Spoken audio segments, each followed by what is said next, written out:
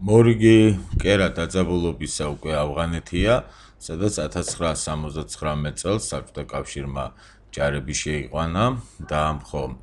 და ამ ჯარებზე დაყრდნობით დაამყარა კომუნისტური მმართველობა. ეს საკმაოდ მოულოდნელი აქცია იყო საბჭოთა კავშირის მხრიდან. რეალურად ვერავით არის საპირისპირო, ვერც კი მოიმოქმედა დასავლეთის ქვეყნებმა, გარდა იმისა, რომ მოყვა მწვავე რეაქცია უკვე თვითონ ფაქტს ავღანეთში საბჭოთა კავშირის შეჭრისა და კომუნისტური მმართველობის დამყარებისას და ეს ფაქტი გამოვლინდეს პროტესტი გამოვლინდა არა მარტო ამ აქტის ინტერვენციის დაგმობაში, არამედ გამოვლინდა ურთიერთობების ძალიან გამწვავებაში. ეს გამწვავება ეს იმდენად მწვავე იყო რეაქცია, რომ მე ერთხელ გითხარით კიდეც ერთ-ერთ ნაწილში წინა ლექციის, რომ 1980 წელს მოსკოვის ოლიმპიადას ბოიკოტი გამოუცხადა შეერთებული შტატების სპორტსმენებმა. საბჭოთა კავშირისათვის განკუთვნილ ნედლეულს და სურსაც, რომელიც ამერიკიდან აქ უნდა შემოეტანათ, ანუ საექსპორტოდ ემბარგო დაედო, ანუ ურთიერთობები უკვე დაიძაბა ეკონომიკური კავშირების თვალსაზრისითაც და საბოლოო ჯამში უფრო რადიკალური გახდა ამერიკის მთავრობის ადმინისტრაციის პირადად კარტერის, ამერიკის პრეზიდენტის პოზიცია. ის კონგრესს მოუწოდებდა გაეზარდა შეიარაღება, ბიუჯეტი შეიარაღებისა, რათა უკვე საბჭოთა კავშირის ესეთ აგრესიას, აშკარა ექსპანსიას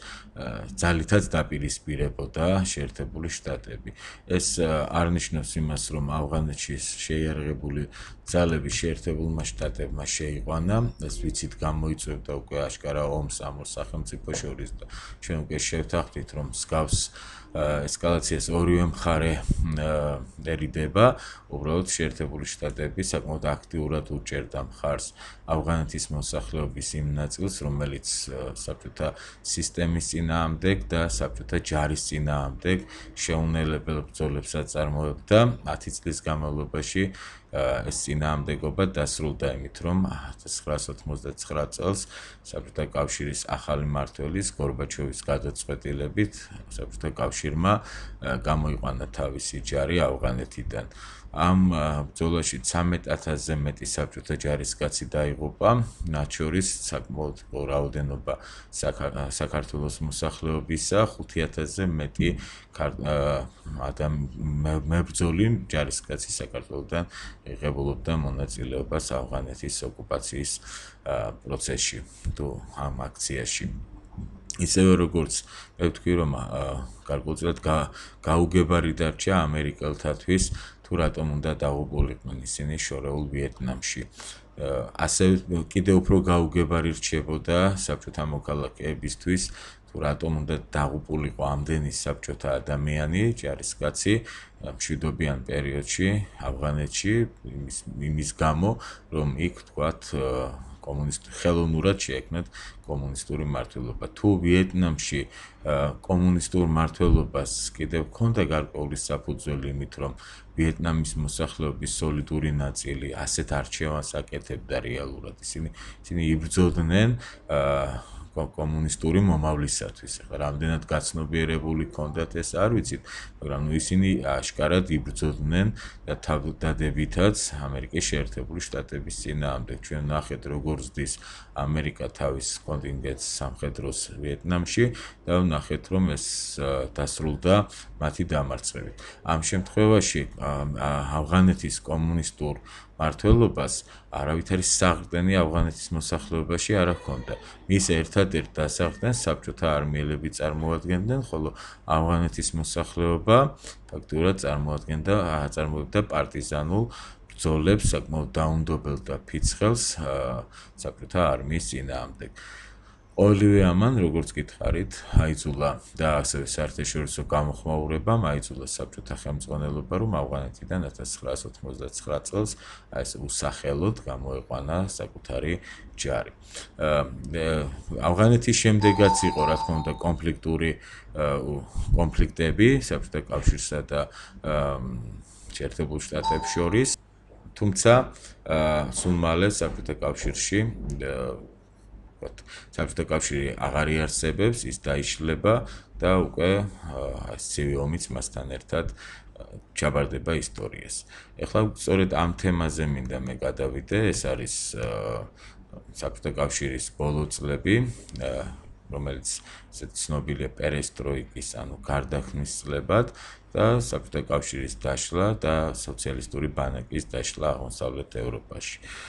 საქმე იმაში გახლავთ, რომ 80-იან წლებში უკვე საბჭოთა კავშირში ესეთი კრიზისია, რომლის შესახებაც უკვე თვით საბჭოთა მოქალაქეებიც აშკარად საუბრობენ, თუმცა თავდაპირველად მაინც უფრო ამ კრიზისზე, ამ პერსპექტივაზე ყურადღებას ამახვილებდნენ უფრო თამამად, ასე ვთქვათ, დისიდენტები, რომლებიც ჯერ კიდევ იდევნებიან 80-იან წლებში, მაგრამ სულ მალე უკვე ეს კრიზისი გახდა ყველასთვის საცნაური, მათ შორის მოსწავლეებისთვისაც. უკვე ეს ის პერიოდია, რომელსაც მე თვითონაც მოვესწარი და კარგად მახსოვს, მაგალითად 82, 83, 84 წლებშიც, დაწყებითი სკოლის მოსწავლე ვიყავი, არ ვიცი ხა მეორე თუ მესამე კლასში,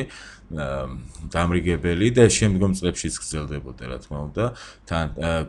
თვის დასაწყისში გვირიგებდა ხოლმე ბარათებს, სადაც განსაზღვრული იყო, რომ ამ ბარათის მფლობელს აქვს უფლება შეიძინოს გარკვეული რაოდენობის, ახლა რაოდენობები ნამდვილად არ მახსოვს, ყველი, კარაქი, თქვენ წარმოიდგინეთ ლობიოცკი, რომელიც საქართველოში კრიზისის წლებში, 90-იან წლებში მოსახლეობის ძირითად საკვებად იქცა და მისი შოვნა მადლობა ღმერთს მაინც შეიძლებოდა 80-იან წლების პირველ ნახევარში და მით უმეტეს შემდგომ საბჭოთა კავშირი სულ უფრო მეტ ეკონომიკურ კრიზისში შედის, ის საბარათე სისტემით ნაწილდებოდა, აღარაფერს ვამბობ ხორცზე. სხვა რაღაცებზე მით უმეტეს აღარაფერს ვამბობ, იმიტომ რომ ელემენტარული ნივთები ითვლებოდა, ასე ვთქვათ, ფუფუნების საგნად და მისი შოვნა რეალურად ლეგალური გზით არ შეგეძლო. ეს უნდა სადღაც შავ ბაზარზე ვიღაცისთვის უნდა მიგეგნო, რომელიც ვთქვათ, ას ტექნიკას მოყიდდა, ან ვთქვათ, რაღაც დასაცმელს და ასე შემდეგ. სწორედ ამ პერიოდს ძალიან კარგად ასახავს ტურაშვილის მოთხრობა ჯინსების თაობა. მე დარწმუნებული ვარ, რომ თითოეულ თქვენგანს ეს საკითხული აქვს, თუ არა და გირჩევთ წაიკითხოთ, ჯერ ერთი ძალიან დრამატული ამბავი აღწერილი და მეორე ზუსტად ეს არის აი კრიზისი და იდეოლოგია საბჭოთა ამ საინტერესო და ძალიან კარგ წიგნის ანალიზს მე ახლა ვერ შევუდგები, უბრალოდ თუ ამას წაიკითხავთ, ან წაკითხულს გაიხსენებთ, მიხვდებით, რომ საბჭოთა კავშირში ისიც კი, რაც აბსოლუტურად ჩვეულებრივი ამბავი იყო, ნორმალური ცივილიზებული სამყაროსთვის იყო არა მარტო დეფიციტური, არამედ შესაძენად საშიშიც და შეუძლებელიც. საბოლოო ჯამში უკვე რაღაც იდეალებზე ფიქრი ნაკლებად ხდება, ან ნაკლებად ჯერავს ადამიანებს, რომ განვითარებულ სოციალიზმში ცხოვრობენ, ან თუ ეს არის განვითარებული სოციალიზმი, ძალიან ცუდია სოციალიზმი, მეორე სულ უფრო ნაკლებად ჩანს ჰორიზონტზე აღთქმული თუ დაპირებული კომუნიზმი და ასე შემდეგ, ანუ რეალურად ეს ეკონომიკური კრიზისი, რომელიც შეეხო ყველას, მათ შორის სკოლის მოსწავლეებსაც, როგორც გითხარით, რა თქმა უნდა, რწმენას მოსახლეობისას, თუ კი ასეთი არსებობდა, ვთქვათ, კომუნიზმის რწმენა მაკედონიაში, ძირს უთხრიდა და ფაქტიურად კომუნისტური პარტია ყოველგვარ რაღაც ესეთ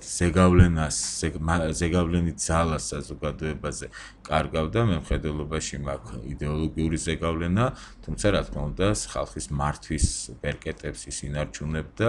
და მეტიც კომუნისტური დიქტატურა უბრალოდ კრიზისში იყო, თორე კვლავ აგრძელებდა არსებობას, ანუ საბჭოთა კავშირი კვლავ ტოტალიტარულ ერთპარტიულ სახელმწიფოდ რჩებოდა. ასეთ ვითარებაში საკმაოდ მნიშვნელოვანი რამ მოხდა 1985 წელს საბჭოთა კავშირის კომუნისტური პარტიის ლიდერად პირველ მდივნად აირჩიეს მიხეილ გორბაჩოვი. მე თავისუფლებას ვერ მივცემ ახლა ლექციაზე ამ ჩანაწერს შევაფასო გორბაჩოვის პიროვნება და ვიყო მისი ან ვთქვათ შევაქო ის ან გავაკრიტიკო, უბრალოდ ერთი რამეს მართლაც ვიტყვი, რომ გორბაჩოვის დროს ალბათ რეალური შეფასება მიეცა არსებულ კრიზისს,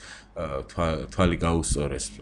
ყოველ შემთხვევაში გორბაჩოვმა და მისმა გუნდმა არსებულ ვითარებას და ალბათ დაასკვნეს ის, რომ გარკვეული გარდაქმნების გარეშე შეუძლებელია ამ კრიზისიდან გამოსვლა. საბჭოთა ეკონომიკა თუ მას არ შეცვლი, კი არ ვითარდება, არამედ უკან მიდის და ეს უკუსვლა იგრძნობა თითქმის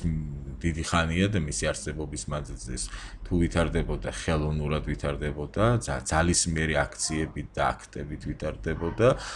არა შინაგანი იმპულსებით, შინაგანი კანონზომიერებებით, მაგრამ როცა ეს ძალისმიერი ფორმა დაიკარგა თუ მიდგომა, ამის შემდეგ უკვე ის ხდება კრიზისული, ეს კრიზისი უპროგრამავდება და ბოლოს სანამდეც მივდივარ დეგრადაცია უკვე სხვა მხრივადაც სახეზია საბჭოთა კავშირი ეს იყო ალბათ ყველაზე კორუფციული სახელმწიფო და ისტორიის მანძილზე, როდესაც ფაქტურად მეკრთამეობა, მოჩვენებითობა, გეგმების მხოლოდ ქახალზე გაწერა და სინამდვილეში კი სრულად ჩავარდნა მათი არამც თუ არ ისჯებოდა, არამედ წახალისებაც კი მისი ხდებოდა. თუ სურს საბჭოთა კავშირის არსებობის გაგრძელება, მან ბევრი რამ უნდა შეცვალოს და აი ეს ცვლილებები იყო გარდაქმნის კურსი, რომელსაც პერესტროიკა ეწოდება რუსულად და დამკვიდრებული ტერმინია, ამიტომ არ გვერიდება ამ ტერმინის გამოყენება ჩვენს ლექციებში. მასე პერესტროიკის არქიტექტორად წოდებულ გორბაჩოვს ხედავთ ეხლა თქვენს ეკრანზე, მის გამოსვლას ერთ-ერთ ხდომაზე, სადაც სავარაუდოდ, ყოველ შემთხვევაში ჩვენ ამ მიზნით შევარჩიეთ ეს სურათი, სწორედ საზოგადოებას ამცნობს პერესტროიკის ძირითად არსს. გარდაქმნა ნიშნავდა კიდევ ერთ რამეს, ეს ნიშნავდა საჯაროობას, ანუ გარკვეული მარწუხების შემზღუდველი თითქოს უნდა მოშვებულიყო და საზოგადოებას უფრო მეტი თავისუფლება უნდა მიეღო, ამ შემთხვევაში სულ ცოტა გარკვეული კრიტიკული აზრისთვის არ უნდა დასჯილიყვნენ ადამიანები თავდაპირველად და ეს კრიტიკა იყო ძირითადად წარსულის მიმართ, აკრიტიკებდნენ მაგალითად რეპრესიებს, აქამდეც აკრიტიკებდნენ, მაგრამ უფრო კომუნისტური მმართველები და არა საზოგადოება მაინც ერიდებოდა, აკრიტიკებდნენ თქვათ ხრუშჩოვის პერიოდს, ბრეჟნევის პერიოდს, შემდგომ თქვათ ანდროპოვისა თუ ჩერნენკოს მმართველობას, არ ვიცი ხა ეს რამდენად გახსოვთ და ესე კაცობრიობა თქვა შეიძლება ბედნიერი თაობა ხართ, იმიტომ რომ არ გახსოვთ ესენი, არც პიონერული ორგანიზაციები და არც კომკავშირული. თუმცა თანადამობით უკვე კრიტიკა ეხებოდა იმ ღონისძიებებსაც, რომლებსაც გარდაქმნის თქვათ სახელით აახორციელებდა კომუნისტური მთავრობა. გორბაჩოვს ამ პროცესს უკვე ქვია საჯაროობის პროცესი. ეს არ იყო რეალური დემოკრატია ერთპარტიულ სისტემაში შეუძლებელი არსებობდეს, თუმცა რა თქმა უნდა ეს იყო უფრო მეტი თავისუფლება, ვინმე თქვათ წინა პერიოდებში.